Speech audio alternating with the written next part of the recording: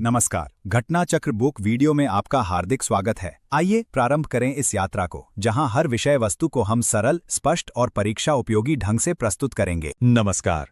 अच्छा, खबरों में हम सबने ये नाम तो सुने ही हैं, है ना? WEF, ADB, सार्क, ये सब। कभी लगता है कि ये बस कुछ अक्षरों का जाल है, पर असल में ये सिर्फ कुछ अक्षर नहीं है। ये वो पावरफुल ऑर्गेनाइजेशंस हैं जो हमारी दुनिया को, हमारे भविष्य को शेप करते हैं। तो चलिए आज इन्हीं संगठनों के ताने बाने को थोड़ा सुलझाते हैं और समझते हैं कि ये असल में हैं क्या और करते क्या हैं। तो एक बड़ा सवाल, आखिर ये दुनिया चला कौन रहा है? और देखिए, इसका जवाब ना किसी एक इंसान या किसी एक देश में नहीं है। इसका जवाब मिलता है इन ताकतवर संगठनों के एक बहुत ही कॉम्प्लिकेटेड नेटवर्क में। ये वो नेटवर्क है जो ग्लोबल पॉलिसीज से लेकर हमारी आपकी रोजमर्रा की जिंदगी तक हर चीज पर असर डालता है। तो आज हम क्या क्या देखने वाले हैं? सबसे पहले हम बात करेंगे उन ग्लोबल फोरम्स की जहां दुनिया के भविष्य पर चर्चा होती है। फिर हम एशिया के कुछ दमदार संगठनों को देखेंगे, यूरोपीय संघ के बनने की कहानी समझेंगे और कुछ ऐसे ग्रुप्स को भी जानेंगे जिनका एक खास मिशन है। और हाँ, आखिर में ये भी देखेंगे कि इस पूरी तस्वीर में भारत कहाँ खड़ा है। चलिए तो शुरू करते हैं उन जगहों से जहां ग्लोबल एजेंडा सेट होता है। मतलब ये वो मंच हैं जहां दुनिया भर के बड़े बड़े लीडर्स, बिजनेस टाइकून्स और टॉप थिंकर्स एक साथ आते हैं ये तय करने के लिए कि भविष्य किस दिशा में जाएगा। और जब भी ऐसी ग्लोबल कॉन्वर्सेशंस की बात होती है तो सबसे बड़ा नाम जो सामने आता है वो है वर्ल्ड इकोनॉमिक फोरम, यानी WEF। इसको आप एक तरह का बहुत ही एक्सक्लूसिव ग्लोबल फेस्टिवल समझ सकते हैं जहां दुनिया के सबसे शक्तिशाली लोग मिलते हैं। पर ध्यान रहे, ये सिर्फ बातचीत तक ही सीमित नहीं है। यहां जो फैसले होते हैं उनका असर हम सब पर पड़ सकता है। तो कुछ क्विक फैक्ट्स देख लेते हैं इसके बारे में। इसकी स्थापना हुई थी 1971 में और इसका हेडक्वार्टर है जिनेवा में। लेकिन WEF असल में जाना जाता है अपनी बहुत ही इन्फ्लुएंशियल रिपोर्ट्स के लिए, जैसे कि इसकी ग्लोबल जेंडर गैप रिपोर्ट या ग्लोबल रिस्क्स रिपोर्ट। ये ऐसी रिपोर्ट्स हैं जो दुनिया भर की सरकारें और कंपनियां अपनी पॉलिसीज बनाते वक्त बहुत गंभीरता से लेती हैं। चलिए अब ग्लोबल स्टेट से आगे बढ़कर एशिया की ओर चलते हैं और यहां हम देखेंगे दो ऐसे बड़े संगठनों को जो इस महाद्वीप के भविष्य को गढ़ने में एक बहुत बड़ा रोल निभा रहे हैं। इसमें पहला नाम है एशियन डेवलपमेंट बैंक, जिसे हम ADB के नाम से जानते हैं। ये इस रीजन का एक बहुत ही बड़ा फाइनेंशियल इंस्टीट्यूशन है। इसका सीधा सा काम है विकास से जुड़े प्रोजेक्ट्स के लिए पैसा देना।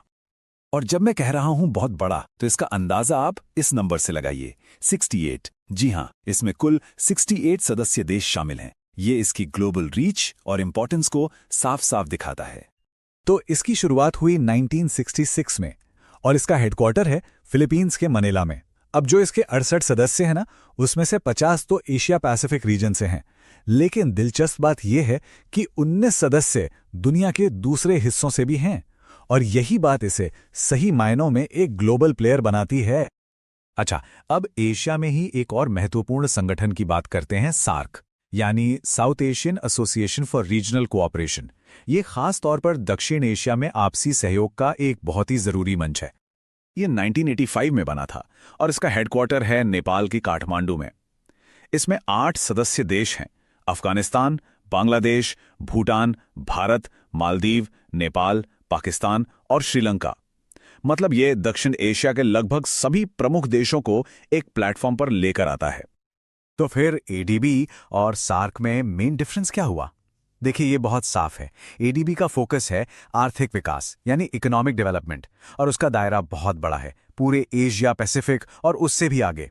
वहीं दूसरी तरफ सार्क खास तौर पर साउथ एशिया के अंदर आपसी सहयोग को बढ़ावा देने पर जोर देता है। चलिए अब एशिया से निकलकर यूरोप का रुख करते हैं और समझते हैं दुनिया के सबसे यूनिक पॉलिटिकल और इकोनॉमिक यूनियंस में से एक, यानी यूरोपियन यूनियन के बनने की कहानी। इसकी कहानी की जड़ें हमें मिलती हैं 1957 की ट्रीटी ऑफ रोम में। यही वो संधि थी जिसके तहत यूरोपियन इकोनॉमिक कम्युनिटी यानी EEC की स्थापना हुई, और इसका मेन मकसद था सदस्य देशों के बीच एक कॉमन मार्केट बनाना। और तब से लेकर आज तक का सफर देखिए, ये यूनियन कितना बड़ा हो गया है। आज यूरोपियन यूनियन में 27 सदस्य देश हैं और ये 27 देश मिलकर इसे दुनिया की एक बहुत बड़ी पॉलिटिकल और इकोनॉमिक सुपर पावर बनाते हैं। और इस पूरे विशाल संघ का जो एडमिनिस्ट्रेटिव सेंटर है, मतलब जहां से सारी नीतियां चलती हैं, वो है बेल्जियम की राजधानी ब्रुसेल्स में। अच्छा, अब तक हमने ऐसे संगठनों की बात की जिनका दायरा काफी बड़ा है, पर अब कुछ ऐसे ग्रुप्स पर नजर डालते हैं जिनका एक बहुत ही स्पेसिफिक और पावरफुल मिशन होता है। वो अपने सारे एफर्ट्स बस एक ही क्षेत्र पर फोकस करते हैं। इसके दो बहुत ही बेहतरीन उदाहरण हैं। एक है ओपेक, जो पूरी तरह से पेट्रोलियम पॉलिसी पर फोकस्ड है, और दूसरा है ILO, जो दुनिया भर में लेबर राइट्स यानी मजदूरों के हक के लिए काम करता है। दोनों ही अपने अपने फील्ड में जबरदस्त प्रभावशाली हैं। तो ओपेक यानी organisation of the petroleum exporting countries, इसकी स्थापना 1960 में हुई। इसका हेडक्वार्टर ऑस्ट्रिया के वियना में है, और इसका मेन काम क्या है?